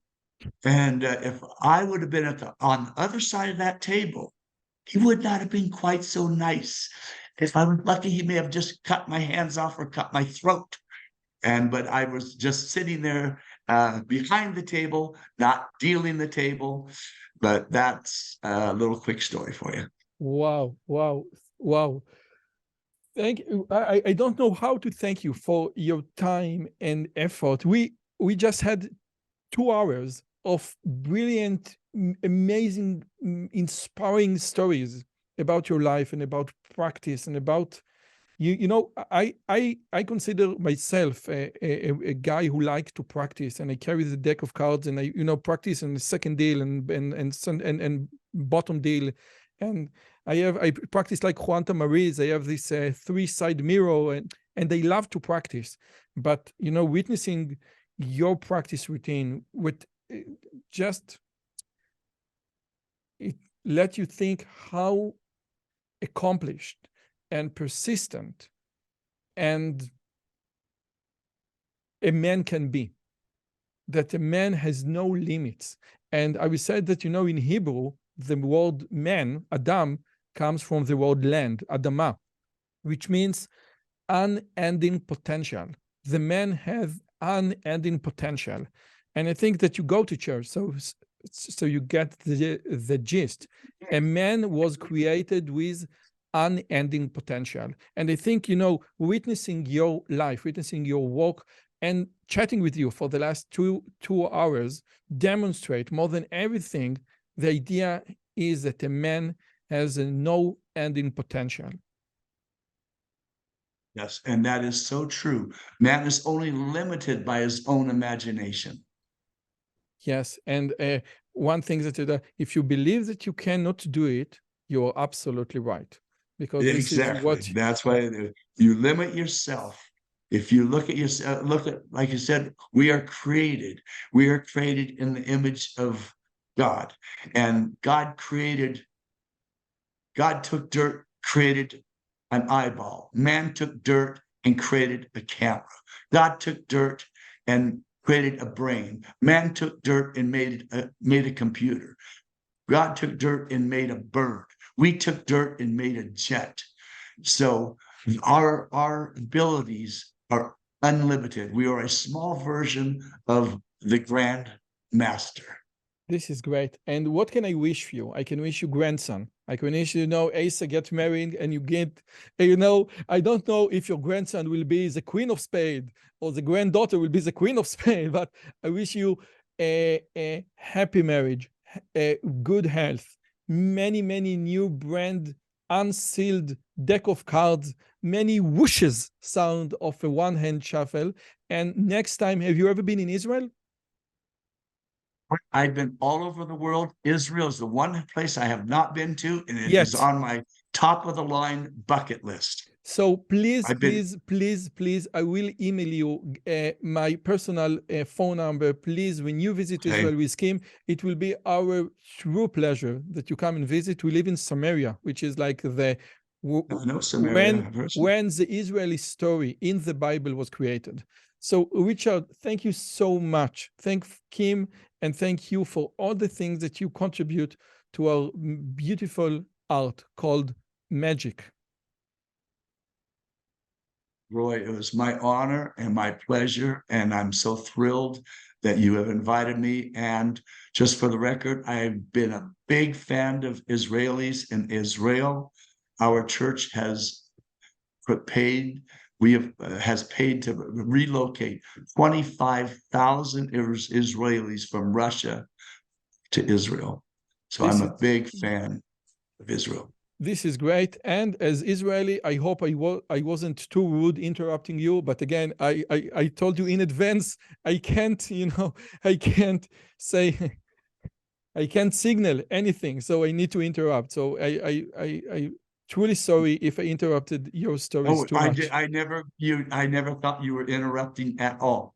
And let me ask you just a real quickie, and you can cut this out if you want. Would you like me to take my computer and show you my 6,000 decks all stacked up right behind me? Definitely. Yeah. It will be great. Okay. Well, it'll be kind of weird because I'm actually going to carry my computer because the camera on it. Yes. And you'll have to tell me when I'm in the right spot. So give me a second. I'm going to unhook my cord.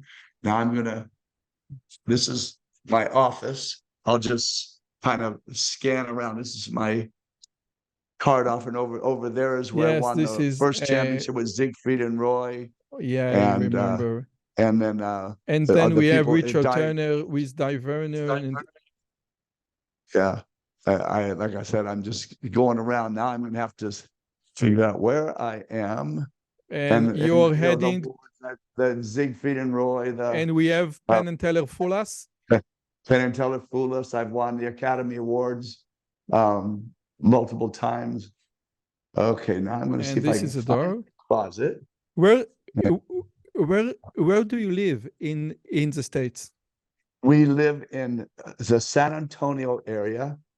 We have a lovely 19-room home with went out the wrong. Okay. Here's my hard closet. Let me turn on the light and let me pull the mic back up. Okay.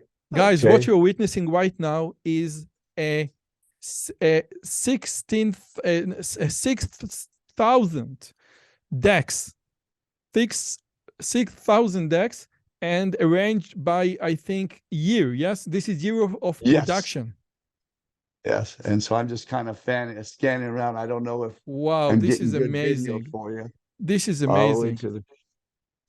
But Richard, those are the expensive decks, the unique decks. These decks cannot be redone because they made them on the old press, and that's why magicians around the world begged me to sell them. And then our gold seal bicycles, the cardmen around the world. I think, let me see here. I have this is amazing. This is about 40,000 decks of these left. This is not, that's what a gold seal bike. No, this is a gold seal bike. When they have the gold seal on it, that means there's actually a card in there that says tested and approved by Richard Turner. I'm so embarrassed that I showed you my second poker playing card. I never saw a thing. I don't know. Are you familiar with this kind of deck? A second that like it is a little bit cheaper. Oh yes, they're called seconds, and I will not tell you the reason why they call them that or why they sell them. Because they are cheaper. They are not good. They are not as good. They are defective. Yeah. Yes. Are you still there? Yes. Now, okay, but you need to. Yes, but you need to tilt your camera upwards. Oh, yeah, yes, very good. Yes. Anyway, so now you had a quick tour of one of my offices. Wow. Richard, thank you so much. And I need to rethink everything because, just watching the documentary, the Dell documentary, gave me so much energy and motivation to, start retraining again and practicing again. And since that you show me this one, can I ask you just one last question? Let's say you said that you have like a very long practice routine. Most people cannot practice 14 hours a day. This is out of the question. But let's say that I have 2 hours that I'm willing to practice. As Canio said about, how he practiced. Let's say that I want to practice 2 hours a day. In your opinion, what is the best way to do it? Just work on one single slide, or just move from one slide to another slide to another slide. How would you suggest a magician that want to improve his technique to practice? That's a really good question. And this is how I would tell them to approach it. Take one thing. Say I'll just use the second deal since we talked about it. First, analyze what is your objective. And then you take your hands and you start making those hands move and do the movement that you're trying to learn, the sleight that you're trying to learn, and you practice it in super slow motion. You'll sit there and you analyze every exacting element of what those hands are doing, and you practice it until you decide, yes, that's what it should look like. Don't rush it and practice like this. Super slow motion, analyzing everything that you're doing. And then you slowly will speed it up. And then what I do is I turn it into a subconscious habit. In other words, I'm walking in the grocery store.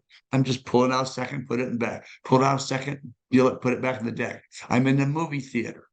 I have I call it my survival kit. It's a little close-up pad with rubber band on it with a deck of cards. Put it in my lap, practice everywhere I am. As soon as I get in the car, practice to pull out my practice pad. Before I even put my seatbelt, put that on my lap, put my seatbelt on. Okay, so that way you can practice anywhere and everywhere. And like I said, I turn the move into a subconscious habit. We all have nervous energy that we're burning off. We're tapping our fingers, we're tapping our toe, we're twiddling our thumbs. That's wasted energy. It's like a car idling. Car idling is going nowhere. It's doing nothing. It's just wasting gas. You take that wasted energy of twiddling your thumbs and you practice moves. And like I said, you practice them slowly. And then when you start getting them, you speed it up. And then you just keep doing it till that information is embedded in the synapses of the brain. And it becomes, like I said, a subconscious habit. And then it might be 6 months, it might be a year, it might be 10 years later. You go, by golly, I got it. So that's how I tell people to approach their practice, one thing at a time. Just analyze it till you have every exacting element in your brain, and then you don't alter, Richard, and you don't alter between slides, because you don't alter. Let's say that's how you take a break. You 90% of the time is on that one thing. Your break will become doing what you did the last thing. And then to keep that up, then that's your break. I will then practice my stud seconds as a break. And then it goes back to the focus. And this is the learning period. Then after that 2-hour period, we'll call it, as you call it, a 2-hour period. After you've got that, then you might spend 1, 2, 3, whatever, how many hours you have to review the other things. It's like exercising. If you work just one muscle group, and then the next time you can work another muscle group and another one, the first ones, when you go back to them, they're sore again. You have to maintain what you've learned while you keep adding the pyramid. Oh, this is great. This is great. It has so much wisdom and it can be applied in so many domains. Part of the domains that I'm in are, Judaism and biblical studies, and another domain is the AI, the academia, and being in the world of research and computer science, and the other is the world of magic. And those kind of techniques, do it very slow. Know what you want to achieve, what is your true objective is, and just follow the procedure one step at a time. This is so crucial, and again, can be applied in so many domains. Exactly. And then you handicap yourself. Once you get to that point and you've now got it down, your muscle memory and your brain is able to do it, then I call handicapping myself. I will use your deck of cards. that old deck of cards. I will add 2 or 3 or 4 cards into it. So I now have a 54 or 56 card deck, which is harder to deal with. Let me ask you, please, a hard question, because amateur magicians usually don't replace cards often. In Israel, new bicycle deck of cards costs approximately 20 shekels, which is more than $5. Okay, more than $5. Therefore, amateur magicians, when they start practicing, they will use a deck of cards for I don't know, for over a month. And this, if you probably know how a 1 month old deck constantly being used look like. It is very thick, and you change or alter or replace decks every 2 days or every day. A bit worse than that. I used to go to 3 to 6 decks a day. Now what I do is I perform with new decks, and I practice with I practice with the decks I use in a show. So I don't quite consume so many. But for a show, I might use a deck for 30 to 60 minutes, and then it becomes a used deck. So I fortunately, because I have a relationship with U.S. Playing Card Company, I have a lifetime supply of cards. And what you saw there, I have another area that is like, we're talking about 40,000 decks stacked up. So I have a lifetime supply of cards, so I can afford to do that, but that's rare. So you have to go back. When I was younger, I could not afford that. And many many amateur magicians, when they use old, thick, used cards, they waste good practice time for bad decks. So you might want, to change or to replace your deck once a week at least, if you're a beginner, in order don't waste good practice time. Like Richard said, there is like the nervous energy. Don't waste it on used, bad, ruined decks. Would you agree? And what I would do is I'd have 3 decks, and pretty much anybody can afford 3 decks. One is that old deck. 2 is the medium one. The third one will be your performance deck, if you're talking about a low budget. So you practice with your medium deck, and then when you want to handicap yourself, you practice with your ugly old deck. And if you can do that second smoothly with that old deck, then when it's time for performance, you jump ahead to that nice new clean deck, and you use that for your performance, the medium to make sure you're able to do your skills with a newer deck, and then you handicap yourself with the old deck. Okay, Richard, I think that I wish you everything I could. I know what I wish myself. I wish myself that in the near future I would be able to see you personally. I won't shake your hand because you don't like being people shaking your hand, but I will give you a big hug. Big Israeli hug. Is accepted. Yes. So thank you so much. I wish myself to meet you in person in the near future. It was a wonderful, wonderful conversation. Thank you so much again for your time. Roy, it was my pleasure. And again, thank you for inviting me on and all the nice things you said. I'm very honored of that. And it was a real pleasure for me as well. Okay. Thank you so much. On this channel, you will see the authors of these books and many more having great conversations with me. Please subscribe, hit the bell button, and be part of this great community. See you in the next video.